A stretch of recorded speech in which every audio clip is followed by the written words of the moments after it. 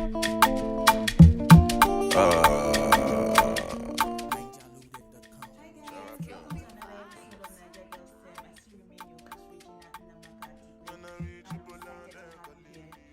you're new here, you're welcome, and please remember to subscribe. And if you like my content, please click on the like button below. So going straight into what I have for you today, it's gonna really be short because I really want to just go straight to the point. So I'll be talking about how to prepare the girl child for a career in STEM. I follow someone I really greatly admire on Facebook. His name is Shai Masin Dior, and he has really great content. So on his page, he talks about, like, he puts up posts on how to acquire businesses, how to start your own business, development, wealth creation models, innovation, and things like that. He has a very interesting page, and so I follow him. And I remembered one of his posts back in 2016, and it just really stuck with me since then that, okay, this is really profound. So I would read something he actually wrote about what I'm going to talk about today. So to start off, to give you a little background, he was like that. He wished the messages his teachers taught him in school about our country's wealth creation model was different. So rather than tell us that, oh, Africa is rich because we have raw materials such as gold, petroleum, and other raw materials, he wished that the messaging was different, and this was what he wished it was. So I'm just going to read it out for you to get the full picture. So he said that, imagine if my teachers had taught me that we were very rich because we produce some of the smartest entrepreneurs in Africa. People with the know-how and the vision to transform our minerals into such great innovations and products that we no longer export our raw materials all over the world. I felt this was so powerful.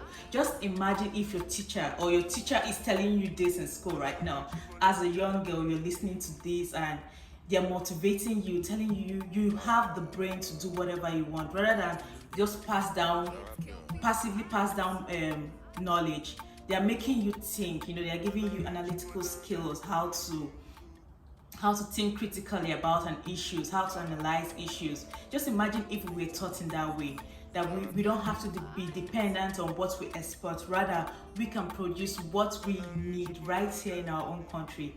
Imagine the kind of people we would have produced in our own country, what our wealth or GDP would have been today. But I guess that's not the case, and I think it's time to change that messaging. Because as a child, I knew that I loved to create things. I knew that I loved to put things together to see what would come out of it. I remember playing on the streets, and when we're on the streets, we all gather like sticks, sand, and we just cut like different grasses. Sometimes we like grind it together, put it in water, add heat to it to see what will come out. And I just felt like every time we did it, it was something different. I remember there was this grass we usually use that would just make it draw, like it will now look like okra soup or something like that.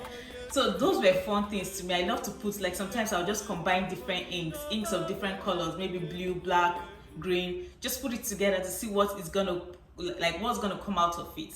So I knew as a child I was really creative, even though I was really, really shy. Like, I think I'm still shy till today. But anyway, as a child I was really shy. Well, it didn't stop that creative part of me. And imagine if I had teachers that helped me explore that part of me.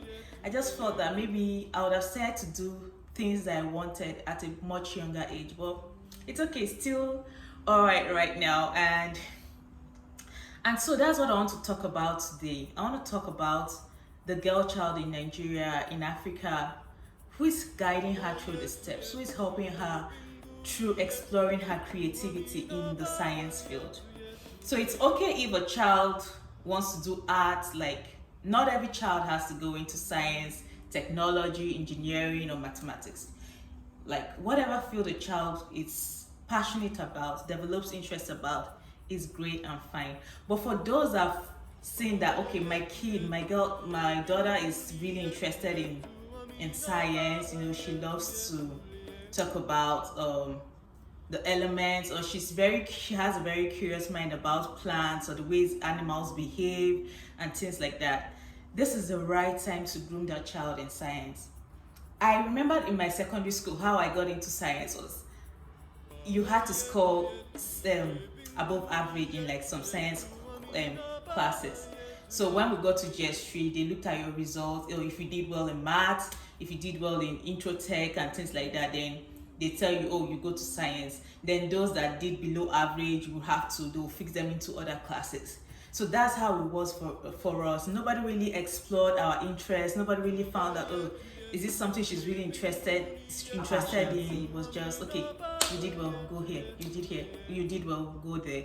And I understood that, like, for you to be in science class, you know, you have to be above average in certain classes to help you, you know, better pass through the classes, pass through other tougher classes that were coming up, like biology, physics, and chemistry. But still, I felt like a child might be passionate about science but might not be doing well in terms of grade because of various reasons. Maybe the style of teaching isn't for the child, or the child can't the child is more of a visualizer, meaning that the child cannot just take in concepts. The child has to be able to visualize how that concept is being used. So there are so many reasons why a child might not be doing well, but that does not mean the child doesn't have a passion. So these were my 3 tips of how to help prepare a girl child for a career in STEM comes in. So my very first tip I have for today is parents have to be involved. Yes. So as a parent, you have to be involved in your child's education. And kudos to a lot of parents, you know, they really find time to really be involved in their kids' education, which I find really great.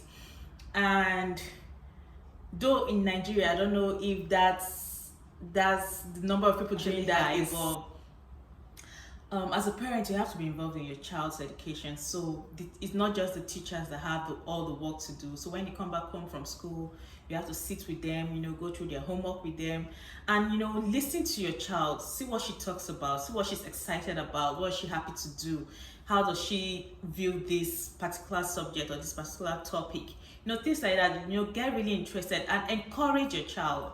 So sometimes she might have passion for it. You're the first person to detect that, okay, this girl really have an interest in this, but she's not doing so well, or she's finding this difficult. How can I help her?